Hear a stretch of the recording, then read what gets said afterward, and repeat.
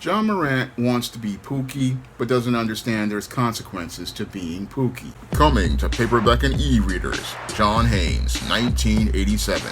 Learn lessons about life and teenage love in the 1980s with this coming-of-age John Haynes story. Pre-order your copy of John Haynes, 1987 at online booksellers everywhere. NBA superstar John Morant wants to be Pookie.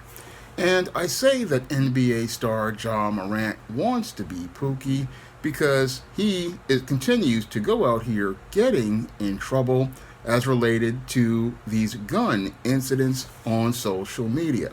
Now, after I watched Professor Black Truth's video that gave me a bit more background on John Morant, I can honestly say that his aspirations aren't to become an NBA superstar that goes out here and presents a positive image to young black boys and young black girls.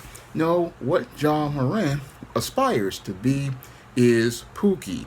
Now, according to Professor Black Truth's video, this is something that is diametrically opposed to the way John Morant was raised in his home with his mother and his father. Now, the reason why I believe that John Morant aspires to be Pookie actually relates to his beta male father, and this is something I go in depth in my book, The Man Crisis, that makes me believe that John Morant is a man with an identity crisis because his father really did not do a good job of raising him to be a man. Now, when it comes down to beta males, if they have a beta male father in the home, what usually happens in that home is that man is usually passive as related to going out here and raising their son. And this is something that can be destructive to a boy's upbringing because with this father being passive and detached from his son, he does not go out here and actively get involved in teaching his son and providing him with the male life skills and male survival skills he will need to navigate the world. Now, when it comes down to fatherhood, fatherhood is not a passive thing, and this is something that many men who grew up from the days of the feminist movement really don't understand. A lot of fathers from the days of the feminist movement and their sons who were raised in that time oftentimes thought what the feminists taught them, oh, all you need is money to take care of a family, and if you have money, that's all you need to be able to take care of a boy, to raise him to be a man. And while they can go out here and provide material things to their son, they do not provide the intangibles that will allow that boy to become a man. Because it's a father's job to go out here and not only provide physical support to their children, but they also have to provide emotional support. And that's something many boys don't get from beta male fathers. They don't go out here and get that emotional support because that man usually is emotionally unavailable. And because that man is emotionally unavailable, what happens is that boy cannot connect to that man to get any sort of bond with him and connect with him to understand that his father loves him, his father cares about him, and his father sees him as a human being that he respects or regards. That's the thing that leads to the boy winding up growing up and not seeing his father as a man that he can respect and admire. And instead of him seeing his father as a man that he wants to model himself after, what happens is because that father is not emotionally there and he's just physically there, the boy becomes detached from the father and still forms connections with social constructs of manhood created by Madison Avenue and Hollywood. And that's what I believe happened with John Morant. What happened with John Morant is that, yes, his father was physically in the home. Yes, his father was providing physical support. as related to taking care of the home, but he wasn't emotionally there.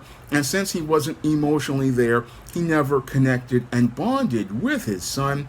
And that's why his son has a connection with these social constructs of the thug, of the gangsta, of the hood dude.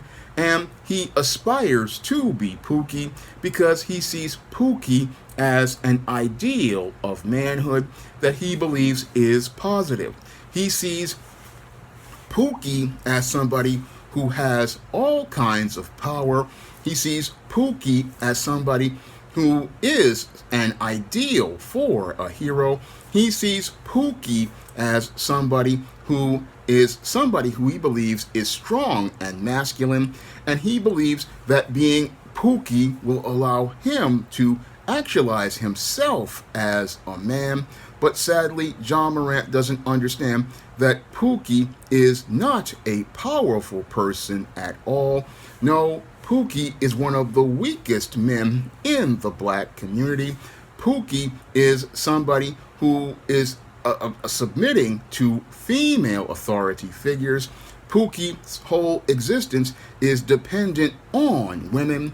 Pookie's whole dependence on women is one that he is seen as somebody who is completely disposable, and Pookie is not a valued member of the black community. No, Ja Morant has an idea that if he becomes Pookie, that he will actualize himself as a man and be masculine, but what he's actually bought into is a hyper-masculine social construct created by Madison Avenue and Hollywood to represent black masculinity. But what he doesn't understand is that that hyper-masculine facade is one where it appears to be big and strong, but in actuality is one of the weakest black men in the black community. And I wouldn't even call it a black man, I would just call it a male, because that's what Pookie is. And Pookie is someone who is just really, again, a sad, pathetic male because he cannot do for himself. No, everything that is given to him is by two women, his mama and his baby mama. It goes from living in Section 8 housing with his mama to living in the apartment of his girlfriend and his baby mamas, and he doesn't lead or provide for his family. And because he can't lead or provide for his family does not respect him, his family doesn't regard him, and he goes from being kicked out of one home or another if he simply disagrees with this woman or if he leaves the toilet seat up. So he's a powerless man, but that doesn't stop Ja Morant for wanting to aspire to be like him, and he aspires to be like him because all he sees are the positive traits of what he thinks Pookie are, and he never thinks about the consequences of being Pookie. And again, because Ja Morant only sees his ideals regarding Pookie, what he wants to do is make himself into this Pookie. Now that he's got all of this success as an NBA player, now that he's got the over $190 million contract with the Memphis Grizzlies, his goal is to go out here and turn himself into one of the lowest men in the inner cities of places here like the South Bronx. And that's where Ja Morant gets it all twisted. I mean, here you are at the peak of success and are making big paper. You're a top star in the NBA, and your perception of reality is so twisted that you think becoming a hood dude is something to aspire to. And again, this again shows how deep the self-hatred is in black men and how deep the brainwashing is as related to the media that young black men imbibe. It shows this is why a father has to actively be involved in his children's life, like with actor Dondra T. Whitfield, who is actively in his son's life. And that's the way a father has to be with his son. You just cannot go out here and just give a boy money and hope that he goes out here and learns how to be a man from his mom. No, you've got to be hands-on, and you've got to be hands-on and teach him how to be a man by directly teaching him lessons and working with him on things like cars and working with him on projects, and indirectly by modeling manhood. You cannot be passive where you just go to work, say hi to the kids here and there, give them an allowance or buy them something at the store. That's detached parenting, and a boy needs an active dad to show him the ropes of manhood so that he won't fall into pitfalls like Ja Morant did, sitting up there watching movies like Boys in the Hood, Menace to Society, Juice, and watching all of these rappers like Tupac and the NWA, and not having a father there to give him some context, to let him know that these are images that are fake. These are images created by Hollywood and Madison Avenue to create a caricaturized image of black men from the white lens, and that these images are made to present you a false image of black manhood and black masculinity, because many of those same performers that you aspire to be like, to fit the mold of Pookie, many of those same guys are bootlicks and shills for many of those white executives. And that's what a good father does to teach his son, so that he won't be out here aspiring to be a gangster, and keep him on the road of excellence, because those gangster images are all about taking black men off the road of excellence. And that's what Ja Morant is doing right now, following the Pied Pipers of the Madison Avenue in Hollywood, and they are taking him off the road of success in the NBA, and he's on the road talking about how he want to basically be a gangster and a thug in the club, and thinking that this is an ideal of a real black person, when the reality is completely different. And if he had to live the reality like I did, living in the South Bronx as a boy, sleeping on the floor in a place like a 3430 Park Avenue, a rundown tenement near the railroad tracks of Metro North, if he had to grow up like that, his whole perspective of being black would be completely different, because my perspective growing up across the street from those railroad tracks was I was never aspiring to be a thug. And one of the reasons why I did not aspire to be a thug was because I had a brother and a father who showed me an example of manhood and masculinity. And I'd have to say that my brother's model of manhood, I saw it every day. I saw him going to school and working hard. I saw him working after school jobs. I saw him looking polished and professional. And I also saw my father going out here, and when he would visit the house every week, looking polished and professional. And again, both of those men, along with shows like The Cosby Show, showed me models of black manhood and black masculinity that were positive, and seeing those models of manhood made it where I wasn't thinking about trying to be a street dude. And yes, there were a lot of street dudes here in the South Bronx, but I didn't want to get involved with those individuals, because I saw how those guys would basically end up in the late 80s during the crack epidemic. And a lot of those guys ended up two ways. They ended up dead or in prison. But with a lot of these suburban guys like Ja Morant, who aspire to be like Pookie, they think it's an exciting life. But I can tell you, as somebody who went to school with a lot of dudes who came from those projects on Washington Avenue and Webster Avenue here in the South Bronx, it being Pookie is not as exciting as you think. No, being Pookie is a miserable existence, and it's a miserable existence because as a man, you have no power, you have no agency, and when you're living in that female headed household, you are completely powerless and you are dependent on this woman basically for your survival.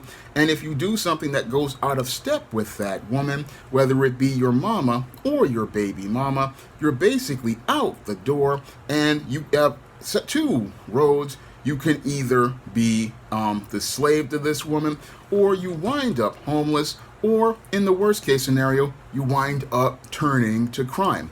And again, you have guys like John Morant who are having this romanticized ideal of what a thug is. And again, the guys in the street are doing these crimes because they're desperate. They're doing these crimes because they can't get jobs. They're doing these crimes because there's no opportunities for them. And they're doing this crime. And again, he's got a romanticized picture of what being what a thug is, not understanding a thug is connected to poverty because he thinks that, oh, being Pookie is a cool thing. But I can tell you from growing up in the South Bronx, being Pookie ain't cool. No, Pookie is a pathetic individual, and while the females will egg him on to commit these type of crimes, many of those same females will go out here and be in the courthouse flipping him when he gets jammed up. And John Morant doesn't understand how much worse it can get when you wind up in that criminal justice system. He keeps playing these little games with the NBA, not understanding that eventually what happens with these guys who go out here trying to play thug is that they wind up running into some real dudes. And when they run into those real dudes, that's when their lives can basically get flipped like the late Tupac Shakur's did. Because when Tupac Shakur was out here playing thug in movies like Juice, and he was buying into the whole narrative as related to his rap career, he thought that this was just a game. But I can tell you, as someone who grew up in the South Bronx, these streets ain't a game, and the guys who do this, they real. And these real dudes will tell you, okay, these streets ain't no joke, and if you get it into it with the wrong one, you're not going to be coming out alive. And again, John Morant don't understand how it goes as related to these streets. He doesn't understand he's playing with a dangerous game, and he doesn't understand that this whole thug image he's trying to play is going to lead to him playing a hand where he loses everything as related to his multi-million-dollar career. He's going to wind up losing his sponsorships because he's already basically violated their conduct clauses. He's going to wind up possibly losing a lot of money as related to NBA fines, as related to violating their codes, and he's going to wind up, sadly, on the road to, if he thinks about it, on the road to becoming Pookie. And he doesn't understand Pookie is a road that is a decline, and you will hit rock bottom. And again, there are consequences for being Pookie. There are consequences that happen to Pookie, because while Pookie is out here and a lot of people are just caught up in his flash and his attention, he has to eventually deal with consequences, and those consequences usually wind up with him getting arrested, and usually Pookie winds up with a felony conviction, and a felony conviction is no joke, because a felony conviction basically makes it where it's next to impossible for you to find any sort of work outside of frying chicken tenders at Applebee's. And that is the consequence of being Pookie. The consequence of being Pookie is it's a life at the bottom. It's a life filled with struggles. It's a life filled where you are just basically living a second-class life, struggling to try to just make it. And John Morant, from his mansion in the suburbs of Memphis, is sitting there thinking, oh, this is something to aspire to, never thinking about the consequences of being Pookie, because the consequences of being Pookie are meaning that you, again, are going to struggle for the rest of your days, either scavenging an existence frying chicken tenders at Applebee's part-time, or going out here and living off some female and living with her, basically telling you what to do, what to eat, making you wait to eat behind the kids, scavenging, trying to hustle up some change from whatever hustle you've got. Again, it's not a life you want to live. And again, this is the consequence of being Pookie. And Ja Morant don't understand the consequence of being Pookie because he doesn't understand what manhood is all about. And because he doesn't understand what being a man is all about, because his beta male father didn't show him an example of manhood, we have a man in crisis who is on the brink of squandering a career in the NBA where he was making over $100 million because he's romanticized the streets, he's romanticized the hood, he's bought into all of the social ideals that white leftists have created as related to the hood, and he really needs an intervention from real brothers who come from those real streets and will let him know that this is not the life you want to live. This is not something you want to aspire to be like.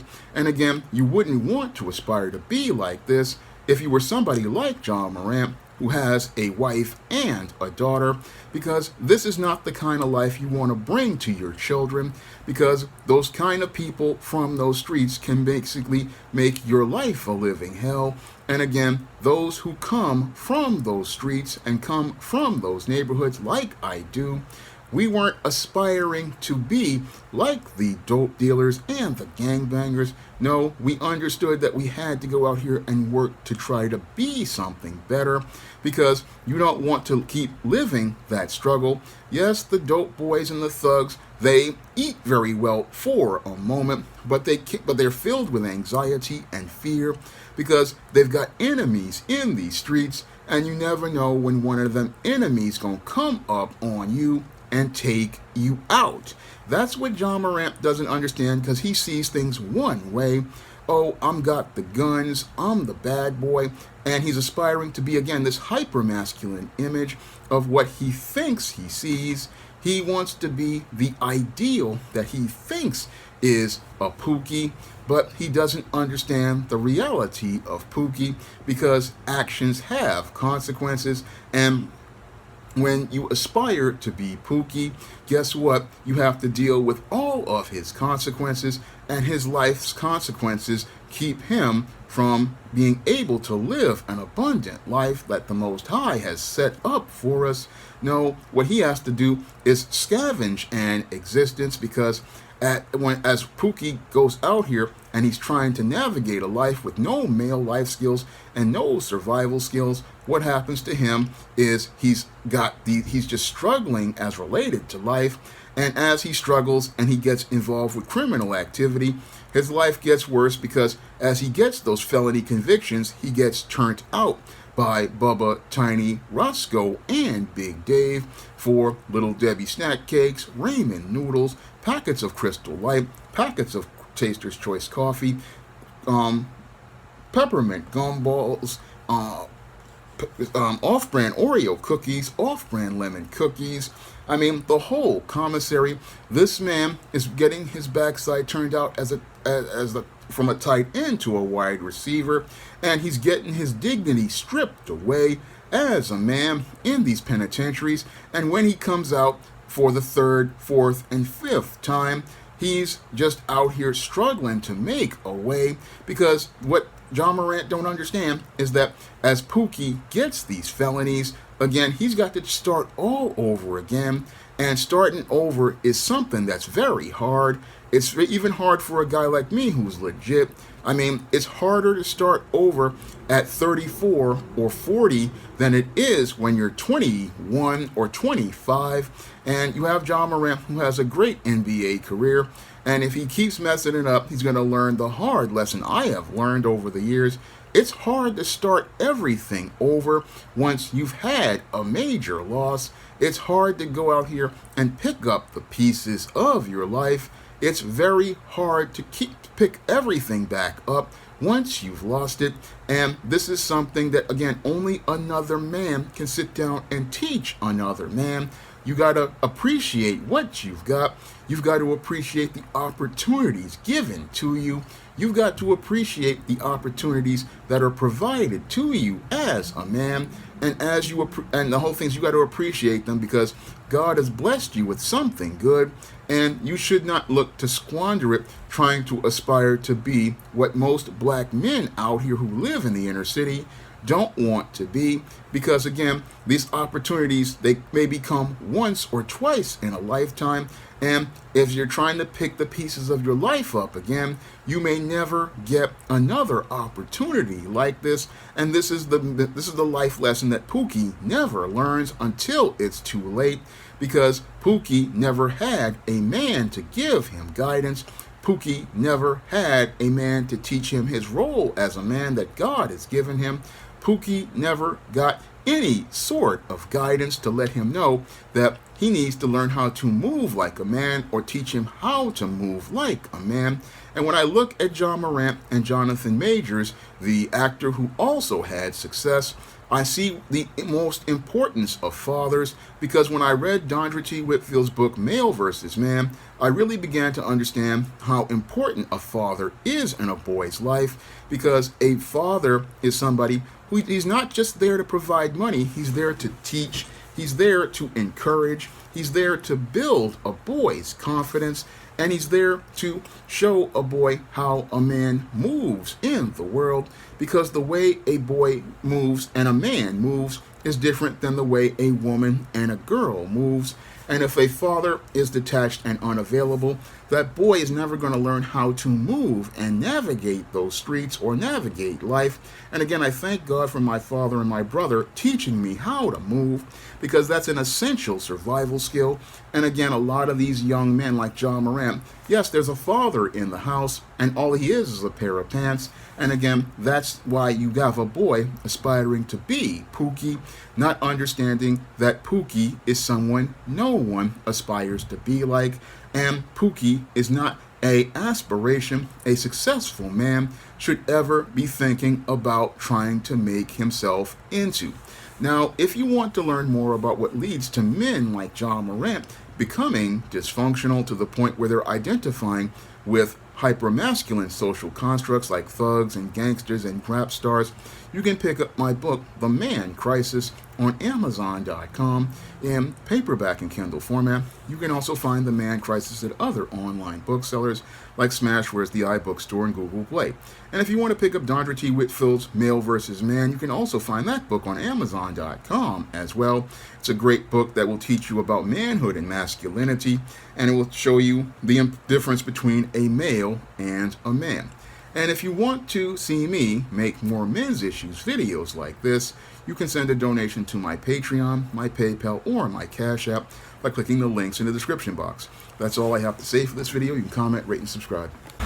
Now available on Lulu, John Haynes at Death's Door. The man who rules the world takes on the Greek god of death in this action-packed, all-new John Haynes comic book. Get your copy of the first John Haynes comic at lulu.com today. Now available in paperback and e-readers, John Haynes, Godbreaker. The man who rules the world takes on the Asgardian god of thunder in this action-packed, all-new John Haynes series adventure. Get your copy of John Haynes, Godbreaker in paperback and e-readers at online booksellers everywhere.